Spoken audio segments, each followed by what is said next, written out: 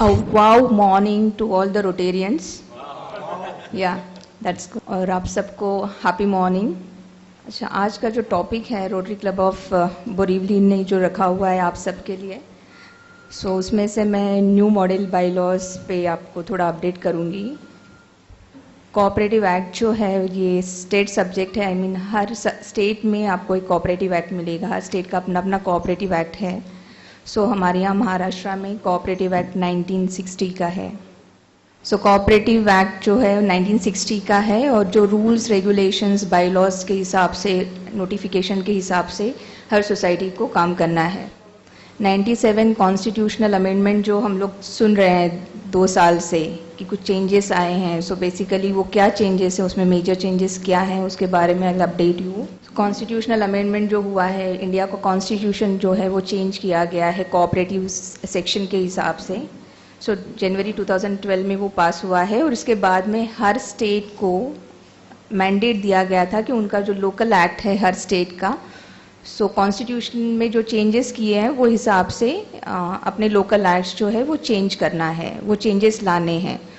Accordingly अगस्त 2014 में जो act अगस्त 2013 में ऑर्डिनेंस पास हुआ है और एप्लीकेबिलिटी या जो एक्ट जो एप्लीकेबल है वो 14 फरवरी 2013 से है। उसके रूल्स अगस्त 2014 में आए हैं। उसके बाद में इलेक्शन टू कमिटी रूल्स भी नोटिफाई किए गए हैं, वो भी सितंबर 2014 में आपको महाराष्ट्र सरकार डिपार्टमेंट ऑफ कोऑपरेशन की साइट पे आपको इजीली मिल सकते हैं। जो हाइलाइट्स हैं 97 कॉन्स्टिट्यूशनल अमेंडमेंट के कि जो चेंजेस लाए गए हैं कॉन्स्टिट्यूशन में और जो चेंजेस हर स्टेट को अपने कोऑपरेटिव एक्ट में करने हैं। बेसिकली उसमें मेजर जो है तो फिक्स टर्म जो है मैनेजमेंट कमेटी का जो टर्म रहेगा वो 5 इयर्स का रहेगा। अक्रॉस दी इंडिया सब स्टेट्स में अभी मैनेजमेंट कमेटी का या बोर्ड का जो टर्म है वो 5 इयर्स का है। जैसे पहले किसी स्टेट में 2 साल का था, 3 साल का था, now it will be 5 years across all the states. Active member करके एक डेफिनेशन ऐड किया गया है, चेंजेस लाए गए हैं कि जो मेंबर रेगुलरली मेंटेनेंस भरेगा, जो एटलीस्ट 1 मीटिंग अटेंड करेगा इन लास्ट 5 इयर्स, वो एक्टिव मेंबर का एक डेफिनेशन ऐड किया गया है। Professional management by experts and functional directors, management committee जो है वो 2 एक्सपर्ट डायरेक्टर्स और फंक्शनल डायरेक्टर्स भी अपने बोर्ड पे ले सकती है।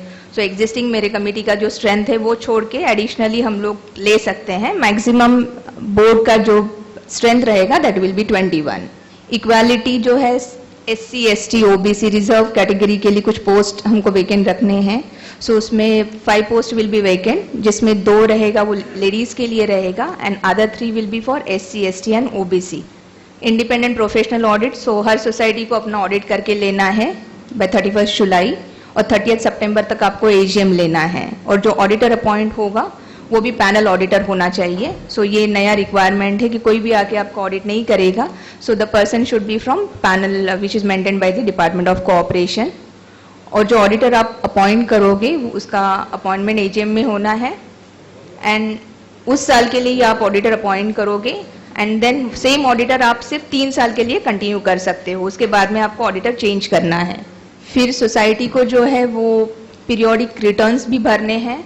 जैसे ही हमारा AGM होता है बाय 30 सितंबर AGM का डेडलाइन दिया गया है। अभी पहले जो 14 अगस्त था जो हम लोग एक्सटेंड करके लेते थे, अगर 14 अगस्त को मेरा AGM नहीं होता है तो यूज टू सीक एक्सटेंशन, वो निकाल दिया गया है। लेटेस्ट डेट इज 30 सितंबर जो हर सोसाइटी को AGM लेना है। और AGM आपको बाय 30 सितंबर आपको मैंडेटरी रिटर्न्स कुछ अपलोड करने हैं डिपार्टमेंट के साइट पे। आपका एनुअल रिपोर्ट सोसाइटी का, आपके बैलेंस शीट, आपकी ऑडिटर की कंसेंट, आपने अगर कुछ अमेंडमेंट किए हैं बाईलॉज में तो उसकी डिटेल्स आपको अपलोड करनी है। और उसके पहले आपको आपकी सोसाइटी महाराष्ट्र सरकार के डिपार्टमेंट ऑफ कोऑपरेशन के साइट पे आपको रजिस्टर करनी पड़ती है।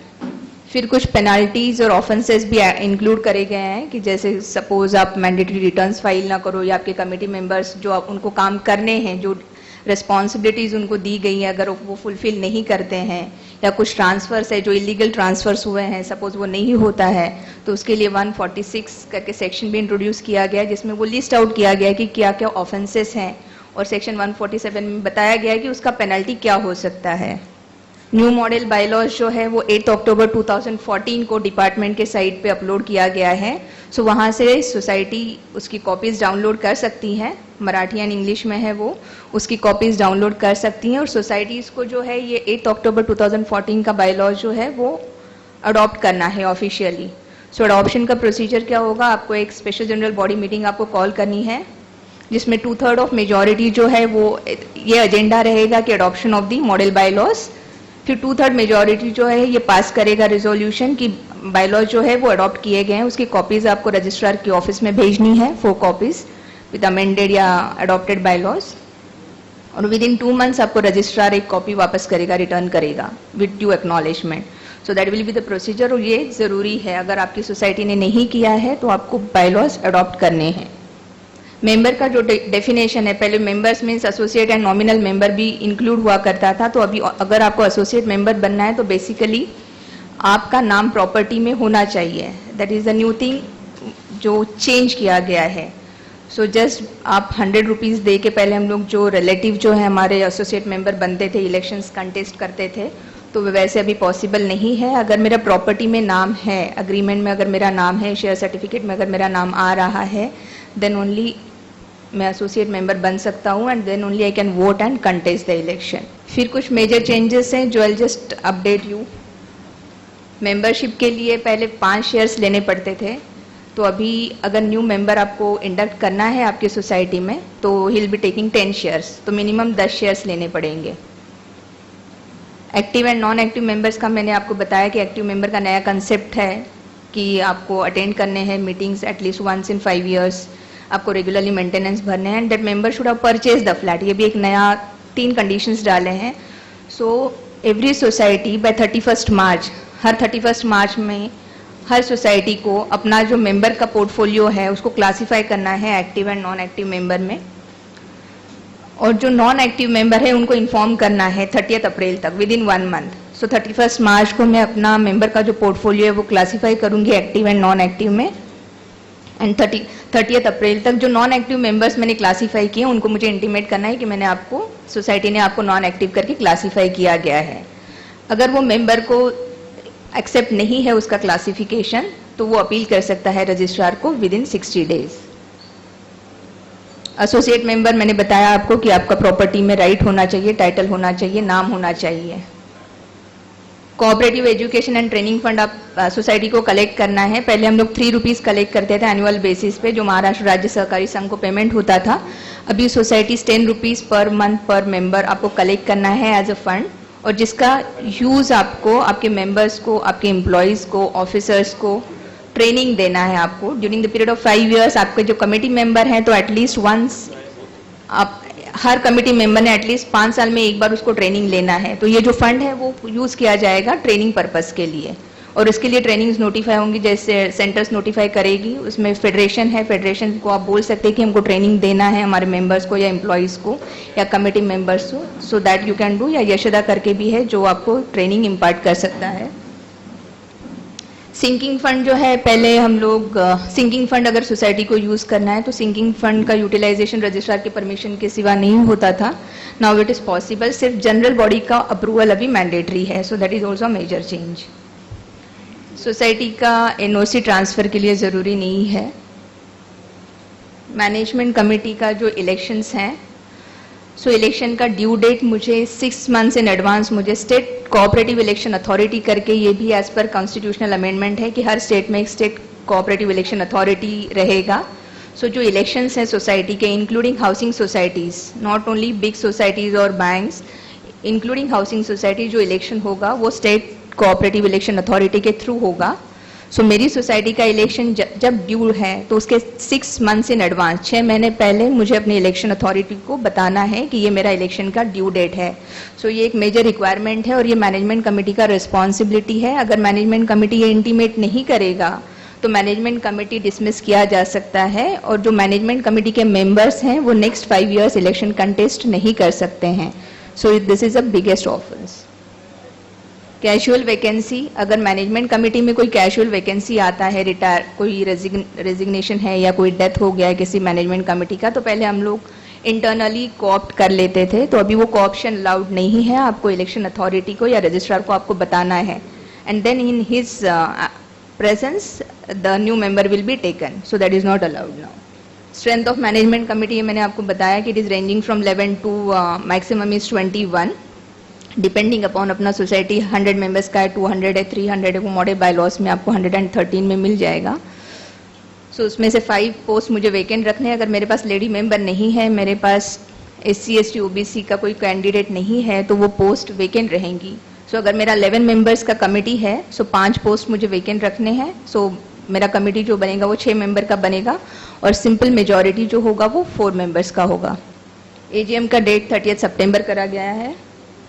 ऑडिटर्स का अपॉइंटमेंट का मैंने आपको बता दिया कि मेरा जो ऑडिटर है वो पैनल ऑडिटर होना चाहिए, उसके पास एक पैनल नंबर होना चाहिए, उसका अपॉइंटमेंट AGM में होगा, and then he will be appointed only for that year, और रीअपॉइंटमेंट उसका जो है वो नेक्स्ट और 2 साल के लिए मैं कर सकती हूँ। तो एक ऑडिटर मेरे सोसाइटी का 3 साल कंटिन्यूस ऑडिट कर सकता है, उसके बाद में मुझे ब्रेक देना है और मुझे नया ऑडिटर अपॉइंट करना है। कैश एक्सपेंस लिमिट जो है, सोसाइटी जो कैश में खर्चा कर सकती है, वो लिमिट पहले 4500 था, 1 पेमेंट टू एनी 1 पर्सन, किसी एक आदमी को अगर कुछ मुझे सिंगल डे पेमेंट करना है तो 4500 का कैश का लिमिट था, वो अभी रिड्यूस करके 1500 किया गया है।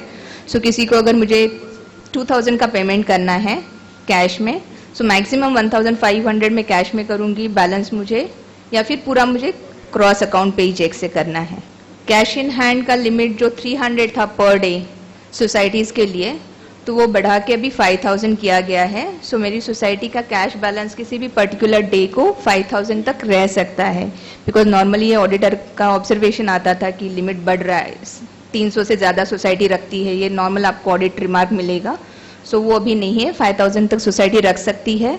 5000 से ज़्यादा अगर मेरा कैश बैलेंस है तो सेक्रेटरी का ड्यूटी बनता है कि नेक्स्ट 3 वर्किंग डेज में वो एक्सेस बैलेंस उसको डिपॉजिट करना है बैंक में।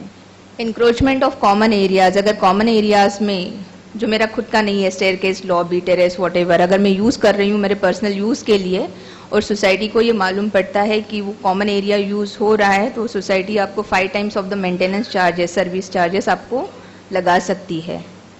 मैंडेटरी रिटर्न्स मैंने आपको बता दिया कि बाय 30 सितंबर सोसाइटी को मैंडेटरी रिटर्न्स भरने हैं, अपलोड करने हैं डिपार्टमेंट के साइट पे, जिसमें आपका एनुअल रिपोर्ट जाएगा, आपकी balance sheet, income and expenditure जाएगी, आपकी अमेंडमेंट कुछ है अगर बाय लॉस को वो जाएगा, आपने अगर कुछ सरप्लस का कुछ डिसीजन लिया है जनरल बॉडी में, तो ये डिटेल्स सोसाइटी को अपलोड करनी है बाय 30 सितंबर इन फॉर्म वाई, और अगर वो नहीं करते हैं तो 5000 का पेनल्टी है सोसाइटी को। So all the committee members please keep it in mind. Concept of emergency planning करके कुछ किया गया है and fire safety audit. So society को एक हाफ ईयरली बेसिस पे फायर सेफ्टी ऑडिट भी करवा के लेना है। सो आपका ऑडिटर को बेसिकली ये देखना है वेदर ये चीज़ें सोसाइटी में हो रही हैं या नहीं। स्ट्रक्चरल ऑडिट जो है सोसाइटी का, अगर सपोज मेरी सोसाइटी 15 to 30 ईयर्स का एज है सोसाइटी का, तो 5 साल में एक बार मुझे स्ट्रक्चरल ऑडिट करना है, और अगर एज सोसाइटी का मोर देन 30 ईयर्स है तो एटलीस्ट 1 in 3 ईयर्स मुझे स्ट्रक्चरल ऑडिट करवाना है। स्ट्रक्चरल ऑडिट हमको BMC के अप्रूव्ड स्ट्रक्चरल इंजीनियर से करवाना है।